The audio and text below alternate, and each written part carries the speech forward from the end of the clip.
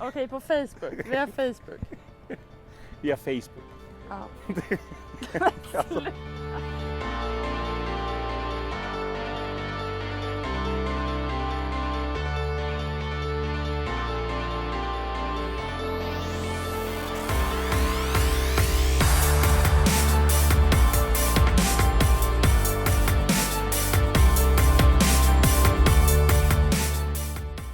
På morgonen här, men redan nu så börjar solen att värma, så jag har på mig solbrillorna också. Det ska väl sägas att solning har ju varit en del av den terapeutiska sidan av resan.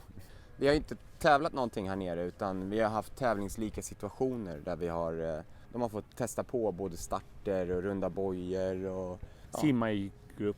Och vi tänkte bara ge några korta tips om vad man kan tänka på om man inte är van att tävla i öppet vatten. Staten. Om det är så att man inte är med och ska fighta som ett SM-guld, ha ett mål som är att placera sig i topp, då bör man ju tänka på att starten kan vara rätt kaotisk. Det kommer vara trångt, de som är längst fram kommer rusa rätt snabbt och här är det ju stor risk att man kan få sig en smäll eller två. Så är det så att man inte är en rutinerad räv i det här gamet, så är det kanske bättre att man lägger sig lite på sidan av startgruppen och väntar 10-15 sekunder tills den värsta rusningen har gått förbi. Var kloka vid starten, placera er på ett sätt där ni känner att ni kan behärska situationen, men ändå så nå de mål ni har. Johanna, du har varit här en vecka. Kan vi börja med att du kan berätta lite om vem du är? Triatlet, gjort 2 Ironman, gammal simmare. Så Johanna, om någon nu vill börja simma öppet vatten eller köra triathlon eller till och med starta med swimrun, vad skulle du ge dem för tips? Att simma mer, öppet vatten, passa på att åka på sådana här resor typ. Jag tycker det här var en typiskt butter triatlet på. Ja, Mäppans hemsida. Liksom, jo, det är jättebra. Det är ju så. Det är kanon. Det kan ju vara så att man under loppet, att du klarar att simma en viss sträcka, men du vet om att om du crawlar att efter ett tag så behöver du vila. Vad har vi för tips att ge där?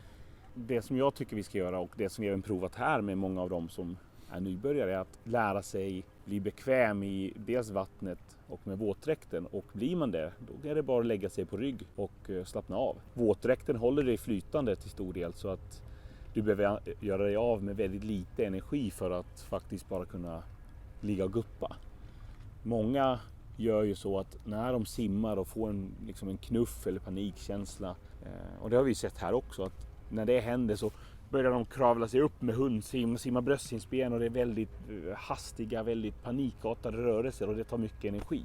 Och det vi jobbat med är att bara lyfta upp huvudet, ta 2-3 djupa andetag, och är det så att det inte hjälper, bara lägg dig på rygg och ta det lugnt. Och sen när du känner att du har kontroll över situationen och din andning, det är ett bra tecken. Din andning, har du kontroll över andningen, då ger du ut igen. Och det där med bröstsim kan man ju också nämna, att det är ju ett bentag som kan vara lite farligt för dina konkurrenter som ligger bakom dig. Om man är simmare frisim hela tiden, om du är van att du simmar frisim och helt plötsligt drar man till ett bröstbentag. Det som kan hända är att du träffar dem, och det man absolut inte vill träffa vid glasögonen, och man kan skada konkurrenterna. Och framförallt en tävlingssituation där du kan ha folk som ligger och draftar bredvid dig. Om du helt plötsligt slänger ut ett ben, då är det ju ansiktshöjd som bensparken kommer komma på. Så en vecka, vi har väl simmat 35 kilometer totalt. Vilken är den största upplevelsen? Distanspasset. När vi simmade från punkt A till punkt B längs kusten. Det var väl 7 kilometer. Ja, sköldpaddor. Delfinerna. Ja, det var bästa på hela resan. Det var bästa, ja det var häftigt. Drafting, väldigt spännande. Så att, vad gör man då, Nisse? Nej, det är att det finns ju 2 positioner som man gärna vill komma till för att nyttja konkurrenterna och på så enkelt sätt som möjligt ta sig framåt. Och det är den bästa är ju att lägga sig vid höften och nyttja vågen ifrån de andra tävlingssimmarna. Och det andra är ju om man känner att man tappar höften eller att man är, helt enkelt ser en simmare, man är för långt bakom för att komma upp till vågen, det är att lägga sig vid fötterna. Och då har man även en väldigt bra ledtråd på vad man ska simma hela tiden. Och det kan ju vara väldigt bra med den här ledtråden, lägga sig i fötterna och lita på att den framför simmar rätt. Det kan ju också vara som så att den framför inte har koll och att man då leds iväg mot fel riktning och att man får simma en extra runda. Så trots det, försök att gå upp och titta efter bojen eller det riktmärket som du ska simma emot så att man inte är helt fel ute. Och ni som nu ligger framför och har någon vid fötterna. Om det är så att den personen konstant slår er på fötterna, då har ni ju några alternativ. Det ena är att ni bara går på sidan, släpper om den personen. För tydligen så simmar den ju lite för snabbt. Eller att ni slänger på bensparken, lite sputt och försöker dra ifrån lite och skapa en lucka och se om den personen kan hänga på. Ja, för det där är väldigt irriterande när någon som ligger och tar en på tårna under en längre tid. Så man kan ju markera bara med liksom en kraftig benspark för att liksom sluta upp med det där. Eller precis som Nico säger, de här andra alternativen. Det vi har märkt på den här resan, det är ju vilka fantastiska miljöer vi har fått simma i. Öppet vatten blir mer en naturupplevelse än ett träningspass i ordets rätta bemärkelse som kanske är en bassängpool.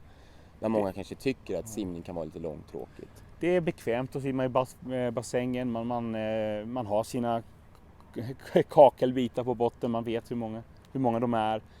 Man är väldigt bekväm, det är ofta samma personer man har runt omkring sig. Men att komma ut så här är ju honung för sinnena. Och det är ju någonting som alla som är aktiva inom någon sorts av vattenrelaterad idrott, vare sig det är swimrun, simning, triathlon, att det är ju en del av det hela. Ge er ut och bli en med naturen. Neptun, vi har ju crawlkurser i öppet vatten just nu i Stockholm. Och Ångaloppet, vi kommer köra swimrun. Vi har ett par swimrun-läger under sommaren. Då tackar vi för oss. Vi ska ta ett morgondopp.